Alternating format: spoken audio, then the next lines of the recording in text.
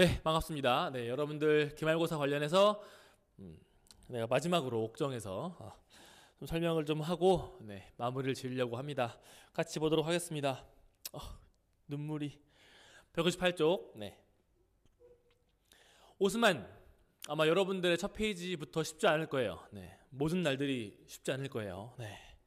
그래서 158쪽에 오스만 형님들 꼼꼼하게 봐야 됩니다. 지도, 조그마한 이 곰돌이 설명, 사진, 오른쪽에 나와 있는 각종 그림들 꼼꼼하게 봐야 될 겁니다. PPT는 물론이고요. 넘어갈게요. 그 다음에 160, 161도 다 봐야겠죠. 우리 PPT도 냈습니다. 봐야 되고요. 그 다음에 그 161쪽의 활동 2번, 사우디아라비아에서 부는 변화의 바람이라고 해서요. 사실 우리가 그 100년, 150년 전 당시에 이슬람 내부에서의 변화 이런 것들은 굉장히 진보적인 개혁이었다. 아마 뒤에 나오겠지만 이 터키 공화국을, 튀르키예 공화국을 세웠던 무스타파 케말의 개혁도 굉장히 그때 당시에서는 파격적이고 진보적이었는데 거기서 변화가 없는 거예요. 그러면 지금의 입장에서 바라보면은 굉장히 구시대적인 약간 그런 느낌이 들 수밖에 없겠죠. 특히 이 이슬람교에서는 여성들의 지위, 인권 문제에 대해서는 소홀한 면이 있기 때문에 그런 부분들이 지금에 와서는 문제가 되고 있다라고 하는 점을 다루고 있습니다. 알고 있어야 되고요. 물론 문제가 되고 있는 거에서 끝나지 않고 이걸 어떻게 해결할 수 있을까라고 해서 굉장히 많은 변화가 나타나고 있다는 모습도 나와 있어요. 여성들이 운전을 하고 여성들이 경기장에 출입도 하고 이런 것들 나와 있습니다. 보시고 그 다음에 161쪽에 우리 이란 형님들, 우리 이란 그 이전의 왕조는 뭐였지?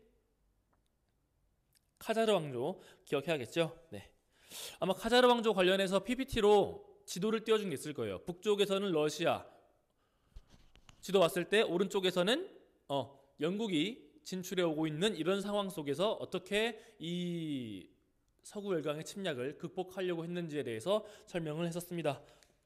설명이 길어지면 안 되는데 넘어갈게요. 그 다음 162쪽 우리 인도 형님들 꼼꼼하게 냈습니다. 우리 세포이 항쟁의 배경, 전개 과정, 결과 그 이후에 인도 국민회의의 등장과 더불어서 굉장히 많은 변화들이 있었다라고 하는 거 기억해야 되겠고요. 넘어가겠습니다. 자, 164쪽 거기 나와 있는 한눈의 지도 있죠? 18세기의 펜무역이라고 하는 거는 영국과 청나라 간의 일반적인 무역을 말을 하는 거고 요게 삼각무역으로 왜 바뀌었는지, 그렇죠? 그 과정에 누가 등장했는지, 그 결과는 무엇이었는지, 그게 그 뒤에 이어지는 아편 전쟁과 어떻게 연결되는지에 대해서 꼼꼼하게 봐야겠습니다. 그 아래쪽에 조선 이야기는 뺐어요. 시험 안 들어간다고 했죠. 그 다음 165쪽에 각종 불평등 조약의 조항들 대표적인 게 세 가지, 치유의 법권, 협정관세, 그 다음에 초회국 대우 이런 것들 기억해야겠습니다. 넘어가겠습니다. 자, 166쪽 태평천국 양무운동 묶어서 시험 문제에 다뤘고요. 내가 굳이 천조전무제도라고 하는 걸 설명하진 않았어요. 다만 그 내용으로 토지를 균등하게 나누자라고 하는 내용들은 설명했었습니다. 그리고 태평천국이랑 의허단 둘 다 운동이에요. 우리가 운동이랑 반란을 구분하는 기준은 뭐에 있다? 과연 그 움직임을 일으키는 아래로부터의 그 세력들이, 우리 백성들이 이 사회를 무너뜨린 다음에 그 다음 사회는 어떤 사회가 될 건지에 대한 구체적인 목표가 있었느냐, 대안이 있었느냐, 그걸로 구분한다고 했었고요. 그러면 이제 그 구분을 알았으면은 과연 태평천국과 의허단 친구들은 어떤 요구사항들을 제시했는지 알고 있어야겠죠. 그 다음에 우리 그 PPT 내용이랑 교과서를 보면은 한인 관료, 이홍장 증국본, 신사, 내가 요 개념들을 다 한꺼번에 설명을 했는데 다 같은 친구들이에요. 나중에 원래는 이 친구들이 지방 세력이었죠. 명청대의 특권층이었어요. 지방 세력들, 특히나 한족 출신이었고요. 중앙에는 만주족이 있는 거고, 이 소수의 만주족이 청나라라고 하는 거대한 땅덩어리를 다 통치할 수가 없으니까 일부 한족들은 남겨둔다고, 그리고 그 한족들은 지방에서 각자 나름대로의 역할을 그 지방의 주요 세력으로 나누면서 역할을 해봤다고, 세금을 안 내는 특권이 있었다고, 그렇죠? 그 친구들이 지금 계속 남아가지고 여기까지 온 거고요. 태평천국 운동을 진압을 하면서 뭘로? 향용으로 진압을 하면서 이 친구들이 정계에 진출하게 되더라. 그리고 이 친구들이 더 시간이 지나면 나중에 그 신혁명을 일으켰을 때 그때 순원을 지지해주는 세력들이 되고요. 나중에 이게 또 유얀스카이가 황제가 되고 싶어가지고 막 난리를 칠 때 그때 뛰쳐나와가지고 군벌이 되는 거예요. 다 연결이 돼요. 자, 신사, 한인 관료, 대표적으로 이홍장 증국본, 나중에 군벌까지 쭉 연결해서 기억해 두길 바랍니다. 넘어갈게요. 네.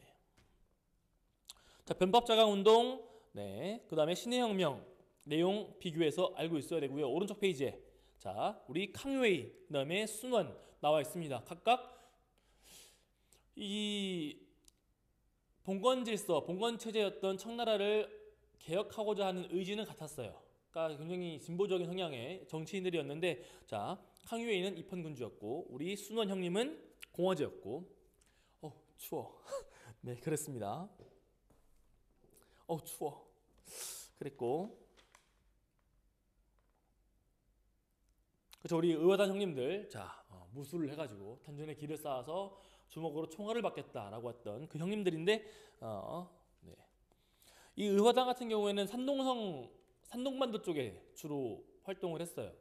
자, 그리고 그쪽 지역이 다른 지역들에 비해 침략이 더 많았던 지역이에요. 왜냐하면은 산동반도는 반도니까 일단 해안가에 위치해 있겠지. 그러니까 서양 애들이 침략하기에도 좋고 침략도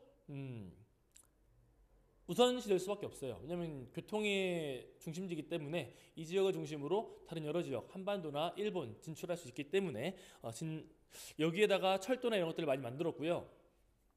특히 이제 독일이 진출했을 때 이제 맥주 공장이나 이런 걸 만들어가지고 칭따오 맥주가 맛있다라고 하는 것도 얘기하지 않았지만 지금 할게. 네. 아무튼 그 의화단 운동 기억하시고, 네, 169쪽 꼼꼼하게 기억해야 됩니다. 그랬고요. 넘어갈게요.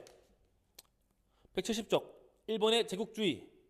자, 일본을 구분 좀 지어서 에도막부 때 드디어 그때 서구 열강의 침략, 그 중에 미국과 처음 만나게 되는 그 장면 하나, 그 다음에 두드러 맞고 나서 우리 바뀌어야 돼라고 막 움직였던 세력들. 자, 변방에 있었던 그 에도막부 시기에 우리 3번 친구들, 그 친구들이 움직이기 시작을 하더라. 자, 대표적인 인물 오른쪽 페이지에 사카모토 료마, 그 다음에 요시다 쇼인 함께 다루면서 기억을 좀 하시고요. 그렇게 해서 전황량이 운동이 성공을 하고 다시 메이지 정부가 만들어지더라. 천황을 중심으로. 그때 어떤 정책을 폈는지 사회, 경제, 정치, 군사 면에서 다 알고 있어야겠고요. 특히 171쪽에 활동 1번의 자료 꼼꼼하게 보길 바랍니다. 자, 이거랑은 별개로 이게 두 번째 장면이라고 하면 세 번째 장면은 아직 부족한 거야.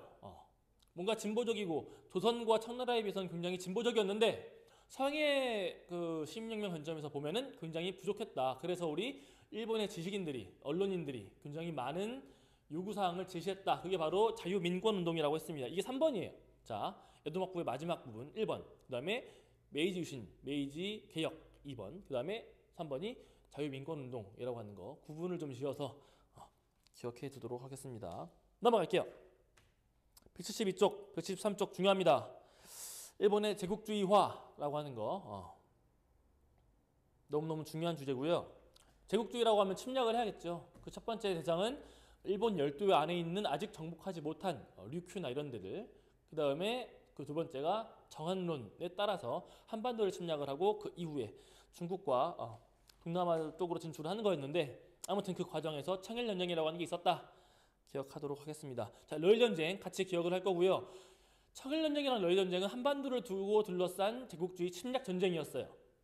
이 와중에 한반도에서 무슨 일이 있었는지에 대해서는 간단하게는 다뤘어요. 자, 우리 시모노세키 조약으로 일본이 청나라한테 이긴 다음에 이러이러한 저런 것들을 요구했었어. 근데 너무 많이 요구했어. 삼국 간섭, 세 나라가 간섭을 했어요. 러시아, 프랑스, 독일. 그리고 이런 변화에 따라서 조선도 움직인다고. 왜냐면 실제로 삼국 간섭을 했더니 일본이 요동반도를 반환을 해요. 랴오뚱 혹은 요동반도를 반환을 한단 말이야. 그러니까 그 강력했던 청나라를 쉽게 이긴 일본을 또 말 한마디로 제압하는 우리 서양 제국주의가 있는 거예요.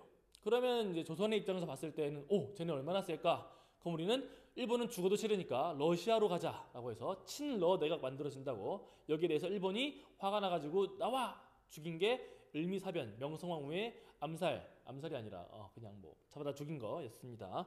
그 다음에 일본의 입맛대로 개혁했던 게 을미개혁이었어요. 자, 이런 흐름들 방금 말했던 6가지 흐름 반드시 기억하길 바랍니다. 넘어갈게요. 그 다음에 174, 175는 안 들어간다고 했습니다.